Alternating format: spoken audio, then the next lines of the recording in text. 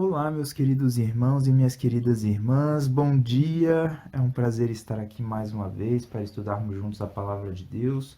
Estamos chegando ao final da nossa semana, não é?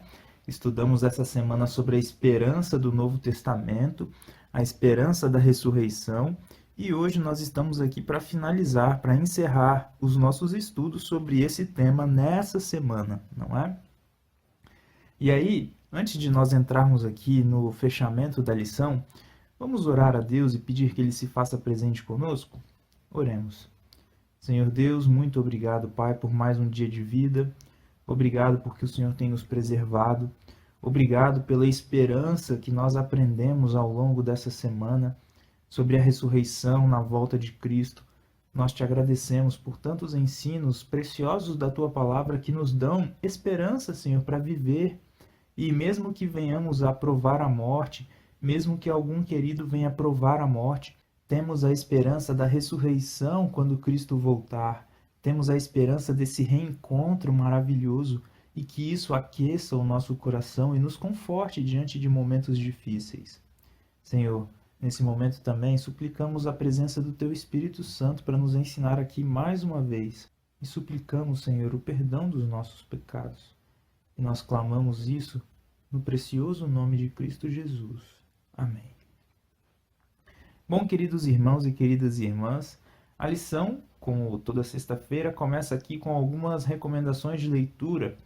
E a primeira delas está no livro Atos dos Apóstolos. Na minha versão aqui é o capítulo 25, né? Mas tem as páginas aqui para que vocês tentem encontrar também. Páginas 162 até 170. É um capítulo que se chama As Cartas aos Tessalonicenses. E também tem um outro capítulo no mesmo livro, que está aqui nas páginas 201 até a 205. Na minha versão é o capítulo 30, e ele tem como título Chamado a um Padrão Mais Elevado. Vejam só. Então são textos deste livro, que foi escrito pela autora Ellen G. White, tá bom? Que vocês possam ler aí.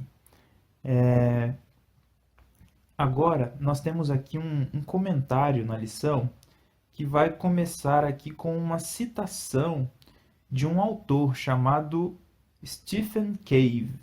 Ele escreveu isso no seu livro Imortalidade, a busca do viver para sempre, ou a busca de viver para sempre, né? E como isso motiva a civilização. Então, essa foi uma tradução que eu fiz aqui, porque o título em inglês é Immortality, The Quest to Live Forever and How It Drives Civilization. Então, vocês podem procurar aí, né, se vocês quiserem conferir. É da editora Crown Publishers. É um livro de 2012. Bom, vamos ver aqui o que ele escreveu, hein? E a lição traz o trechinho que ele escreveu para nós, dizendo o seguinte: os romanos, escreveu Stephen Cave, conheciam bem a crença dos cristãos de que um dia ressuscitariam fisicamente da sepultura, e faziam tudo o que podiam para zombar dessa esperança, bem como impedi-la. Um relatório de uma perseguição na Gália, em 177 d.C., registra que os mártires foram primeiro executados. Depois, seus cadáveres foram deixados para apodrecer sem serem enterrados por 6 dias antes de serem queimados e as cinzas jogadas no rio Ródano. Agora, vamos ver se eles levantarão novamente, teriam dito os romanos. Bom, vejam só, queridos irmãos e queridas irmãs. Aqueles romanos não acreditavam na ressurreição e eles queriam de tal maneira garantir que os cristãos não ressuscitariam que eles fizeram isso com os seus restos mortais, não é? Mas vejam só o que a lição traz para nós. Esse exemplo de ceticismo é irrelevante, pois não provou nada sobre a promessa bíblica da ressurreição. O poder que ressuscitou Jesus também pode fazer o mesmo por nós, independentemente do estado do nosso corpo. Afinal, se esse poder criou e sustenta o cosmos, pode transformar os vivos e ressuscitar os mortos. Queridos irmãos e queridas irmãs, o que é mais difícil? Ressuscitar pessoas a partir de seus restos mortais, dos seus ossos, ou ressuscitar pessoas a partir do nada, do pó da terra, né? Para Deus, não há dificuldade nenhuma a mais por uma via ou por outra. E nós podemos ver isso na Bíblia. Se você for ler Ezequiel, capítulo 37, do verso 1 até o 14, você vai ver a história do Vale dos Ossos Secos e Deus ressuscitando e recriando pessoas a partir de um montão de ossos colocados de maneira desorganizada, secos, secos, secos. E ainda, se você for olhar a formação do homem ali em Gênesis capítulo 2, verso 7, você vai ver que Deus criou o homem do pó da terra. E mais, quando Deus ele cria os animais, por exemplo, ele vai falar o quê? Ali em Gênesis capítulo 1, verso 24. Produza a terra seres viventes. E os animais começaram a surgir. Então, querido irmão, querida irmã, não há limites para o poder do nosso Deus. Independente do que nós façamos, não há como impedir ou inviabilizar a ressurreição. Deus prometeu, Ele fará. Amém? E agora a lição vai trazer uma citação aqui do livro Atos dos Apóstolos, o que foi recomendado para a nossa leitura aqui, né? Escrito por Ellen G. White. Ela diz assim: Deus, mediante Jesus, trará em sua companhia os que dormem. 1 Tessalonicenses capítulo 4, verso 14. Muitos dão a essa passagem a interpretação de que os que dormem serão trazidos com Cristo do céu. Mas Paulo queria dizer que, como Cristo ressuscitou dos mortos, assim Deus chamará de suas sepulturas os santos que dormem e os levará consigo para o céu. Amém?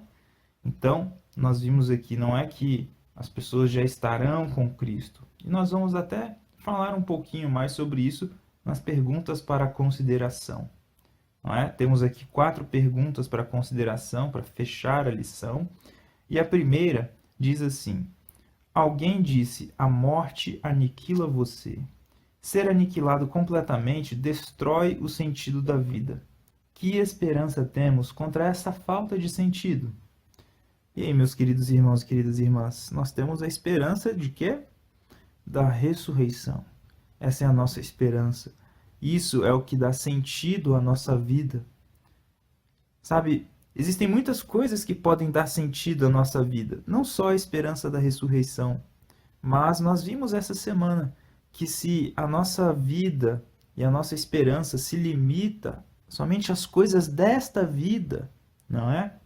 Desta existência curta que nós temos antes da morte, nós somos os mais infelizes de todos os homens, disse Paulo lá em 1 Coríntios capítulo 15. A nossa esperança nos leva para algo maior, para um novo céu, querido irmão, querida irmã, e depois para uma nova terra, onde habita a justiça, onde não há sofrimento, morte, pranto ou dor. E a ressurreição levará aqueles que morreram para a existência novamente, para participar disto. Então, que nós nos lembremos da esperança da ressurreição, tá bom? E aqui, agora vamos para a segunda pergunta para consideração. Como harmonizar a busca da perfeição, descrita ali em Filipenses capítulo 3, do verso 12 até o 16, com o fato de que somente na segunda vinda de Cristo receberemos uma natureza incorruptível, como está escrito em 1 Coríntios capítulo 15, do verso 50 até o 55.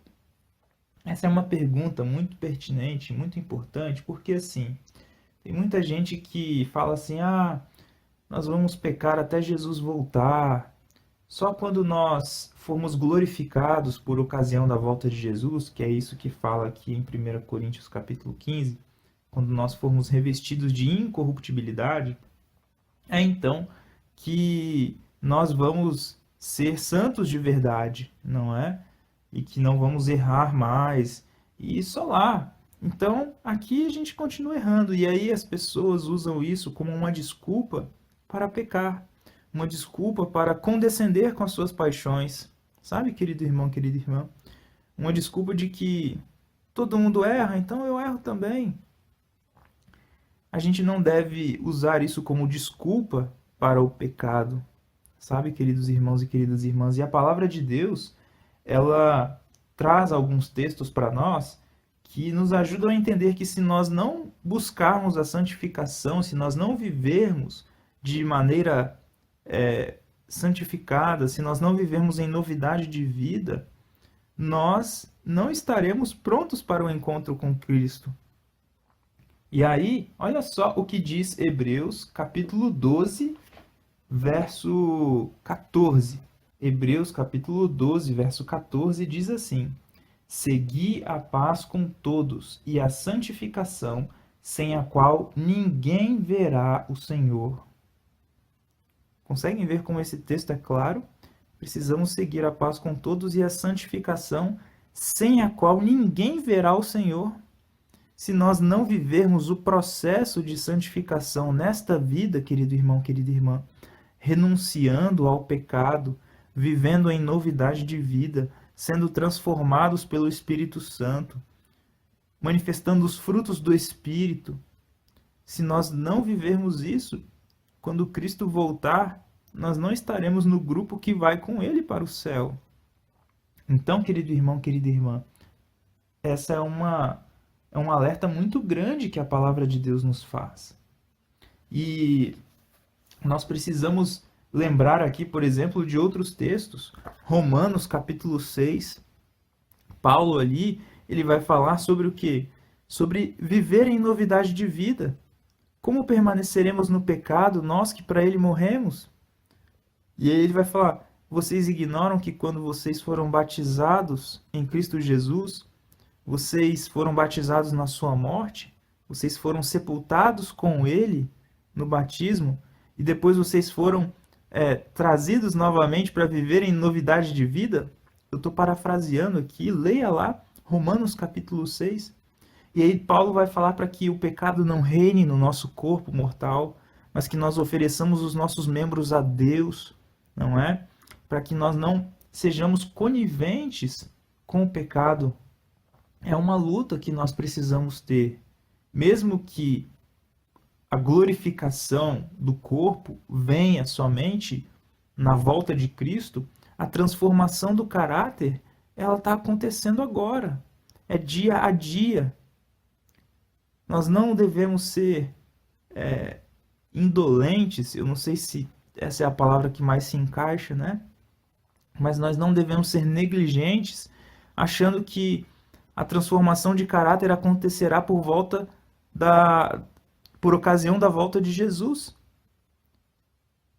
Nós não devemos pensar que a transformação do caráter acontecerá só por ocasião da volta de Jesus, queridos irmãos e queridas irmãs. E aí continuar vivendo da mesma maneira. Não, não é assim. Não é assim que a palavra de Deus nos ensina. Portanto, precisamos lembrar da luta de Paulo. Eu gostaria de ler com vocês o que ele escreveu sobre a busca da perfeição. Olha só. Filipenses, capítulo 3, verso 12 até o 16. Então ele vai dizer assim: Não que eu o tenha já recebido ou tenha obtido a perfeição, mas prossigo para conquistar aquilo para o que também fui conquistado por Cristo Jesus. Então Paulo está dizendo aqui que ele foi conquistado por Cristo para alcançar a perfeição, e ele prosseguia nesse rumo. E aí no verso 13 ele diz assim: Irmãos, quanto a mim, não julgo havê-lo alcançado, mas uma coisa faço, esquecendo-me das coisas que para trás ficam e avançando para as que diante de mim estão, prossigo para o alvo, para o prêmio da soberana vocação de Deus em Cristo Jesus.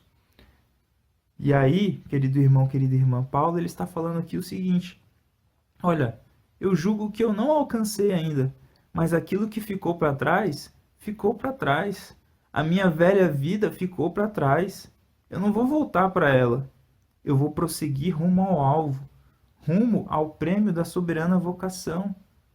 Eu estou prosseguindo na direção do caráter de Cristo. Eu não vou voltar atrás. Não vou viver mais da vida da forma que eu vivia. Então, Paulo ele fala isso, e ele diz assim, ó, no verso 15: todos, pois, que somos perfeitos, tenhamos este sentimento.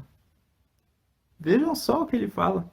Todos que somos perfeitos, tenhamos esse sentimento de prosseguir e de não voltar para trás.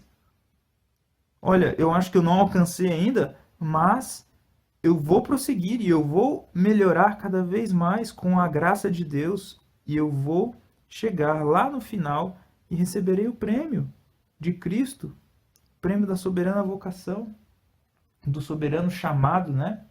E aí ele fala aqui, ainda no verso 15: e se porventura pensais de outro modo, também isto Deus vos esclarecerá. Todavia, andemos de acordo com o que já alcançamos. Olha só a coerência aqui, querido irmão, querida irmã. Andemos de acordo com o que já alcançamos. Se você já entendeu que alguma coisa é errada e você precisa abandoná-lo, abandone. Não é? Se você já entendeu que algo é pecado, que isso não agrada a Deus, então não faça mais. Isso é um chamado para todos nós, queridos irmãos e queridas irmãs. Para mim, para vocês, para todos. Agora vamos passar aqui para a terceira pergunta, para a nossa reflexão. Como ajudar alguém a ver o erro do ensino do arrebatamento secreto?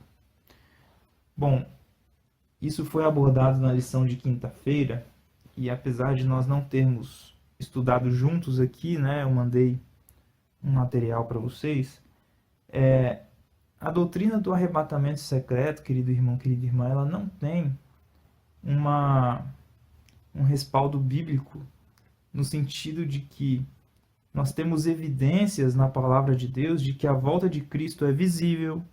Jesus falou isso em Mateus capítulo 24, ele falou isso em Apocalipse capítulo 1, né? Todo olho o verá. É isso que é citado ali em Apocalipse capítulo 1. Então, nós precisamos lembrar de que a volta de Jesus não é nada secreta, querido irmão, querida irmã. Ela pega algumas pessoas de surpresa, como um ladrão, não é? E quem é que é pego de surpresa? São os ímpios, porque não estavam preparados para esse evento. No entanto, queridos irmãos e queridas irmãs, nós que estamos nos preparando, que estamos vigiando, nós estaremos ali prontos, ansiando a volta de Jesus, vendo os acontecimentos preditos na palavra de Deus acontecerem. Nós não sabemos exatamente quando é a volta de Cristo, não sabemos o momento exato, mas nós temos os sinais. E ao vigiarmos e buscarmos a santificação, nós estaremos preparados com a graça de Deus. E o argumento de que a igreja será arrebatada para que ela não passe pela tribulação, também ele não tem um respaldo muito grande. Sabe por quê, meu querido irmão e minha querida irmã? Porque em outros momentos da história, Deus não arrebatou as pessoas para que não passassem pelo sofrimento e pela perseguição. Você pode ver isso na história do dilúvio com Noé, lá no Gênesis, desde o início. Deus não tirou Noé e a sua família da terra e levou ele para o céu enquanto a chuva estava caindo, enquanto as águas destruíam este mundo. Mas Deus os guardou aqui na terra, dentro da arca, e preservou eles, mas eles estavam aqui. Vocês podem ver isso também na história das pragas do Egito, que tem um paralelo muito grande com as pragas do Apocalipse. E vocês podem ver ali que o povo ele não foi arrebatado do Egito para o céu, para que eles não vissem as pragas acontecendo. Não, eles estavam lá cativos ainda. E até na última praga, o que eles precisavam fazer?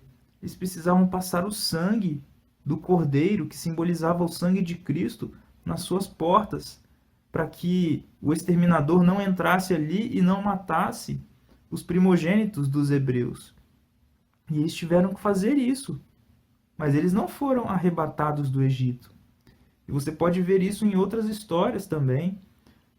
Daniel, ele não foi arrebatado antes de ser jogado na cova dos leões. Os amigos de Daniel não foram arrebatados antes de serem jogados na fornalha. Você pode ver os exemplos de Cristo e dos seus discípulos que também foram perseguidos pela pregação do Evangelho. Você pode ver depois na história o exemplo de tantos mártires que sofreram no início ali do cristianismo, nos primeiros séculos depois de Cristo. Depois, mártires que sofreram na Idade Média por terem uma fé na palavra de Deus e foram perseguidos por isso e sacrificaram também as suas vidas, não é? Foram ali mortos por conta da sua fé. Sabe, querido irmão, querida irmã, o tempo de angústia que não houve, né, nunca, como diz aqui a palavra de Deus, ele não estará ligado somente à intensidade da perseguição. Porque se nós pararmos para pensar dessa maneira, podemos achar que a perseguição para aquelas pessoas foi leve no passado? Ser jogado numa cova de leões é algo leve? Ou o cristão que morreu no Coliseu, sendo visto por tantas pessoas e sendo dilacerado por feras, foi algo leve? Não. Então, a intensidade do tempo de angústia, ela não está ligada somente à intensidade da perseguição, mas ela está ligada ao fato de que nós não teremos um intercessor no céu mais. E não é só nós, os cristãos, ninguém terá um intercessor no céu mais, enquanto as pragas estiverem caindo. Os ímpios estarão recebendo as pragas e não haverá alívio para eles, mas eles estarão enfurecidos ao mesmo tempo, querendo nos matar, e nós estaremos fugindo e não teremos um intercessor também. Cristo acabou o seu trabalho no santuário celestial nesse momento, ele está vindo nos buscar, mas não tem ninguém mais para interceder pelos pecados, não tem ninguém mais lá pedindo perdão por nós. Então esse é um tempo de angústia que nunca houve, porque Cristo, ele sempre esteve ao lado do Pai intercedendo, o Espírito Santo esteve trabalhando. Então, queridos irmãos e queridas irmãs, que nós possamos nos lembrar disto, não é? De todos esses detalhes para entender que essa doutrina do arrebatamento secreto, ela não é coerente com a palavra de Deus. Bom, para finalizar aqui, nós temos a última pergunta. Que evidência temos de que os mortos estão dormindo e não estão no céu com Jesus? Bom, nós somos direcionados aqui para o texto de 1 Coríntios capítulo 15, do verso 12 até o 19, né? Para ver o que Paulo fala sobre isso, sobre os mortos ressuscitarem e tal. E a pergunta continua assim: que sentido esses versos têm se os justos mortos estão no céu? Paulo, querido irmão, querida irmã, nós vimos ao longo dessa semana que ele foi muito claro, tanto em 1 Coríntios capítulo 15, quanto em 1 Tessalonicenses capítulo 4, em dizer que os mortos não estavam no céu, mas que a esperança do cristão é a ressurreição. E aí nós somos levados aqui a outros exemplos da Bíblia. Vejam só o que está escrito em Daniel capítulo 12, verso 13. É um exemplo do Antigo Testamento, mas que já fala sobre a ressurreição. Olha só, o anjo estava revelando aqui para Daniel, né? O significado da visão. E quando ele termina, ele diz assim: tu, porém, segue o teu caminho até ao fim, pois descansarás e ao fim dos dias te levantarás para receber a tua herança. Quando que é que Daniel receberia a herança dele? Ao fim dos dias ele se levantaria. Ao fim dos dias. Aqui está dizendo, querido irmão, querida irmã, que não é no momento em que nós morremos. O anjo não falou para Daniel assim: não, Daniel, você vai descansar e no momento que você fechar os olhos, você receberá a sua recompensa. E isso está em harmonia com o ensino também do Novo Testamento, querido irmão, querida irmã. Vejam só se não é parecido aqui. Olha o que Paulo vai dizer em 2 Timóteo, capítulo 4, do verso 6 até o 8. Quanto a mim, estou sendo já oferecido por libação, e o tempo da minha partida é chegado. Paulo estava falando que ele estava próximo de morrer, não é? E ele diz agora no verso 7: Combati o bom combate, completei a carreira, guardei a fé. Já agora a coroa da justiça me está guardada, a qual o Senhor, reto juiz, me dará naquele dia, e não somente a mim, mas também a todos quantos amam a sua vinda. Sabem, queridos irmãos e queridas irmãs, esse foi um dos primeiros versos que eu aprendi a decorar aí no culto familiar, né? Lá na casa da minha avó. E aqui, esse verso, ele fala o quê? Que Paulo receberia a coroa da justiça naquele dia, quando Cristo voltasse. E não somente ele, não é? Mas a todos quantos amam a sua vinda. Todos quanto amam a vinda de Cristo receberão a recompensa na volta de Cristo, não antes. Então que nós possamos nos lembrar, queridos irmãos e queridas irmãs, do que a palavra de Deus nos diz, para que nós tenhamos uma compreensão correta e para que nós tenhamos esperança. Esperança, querido irmão, querida irmã. Tá bom? Foi um prazer estar com vocês ao longo dessa semana. Fiquem com Deus, tenham um feliz sábado. Um grande abraço e até a próxima, se assim Deus nos permitir.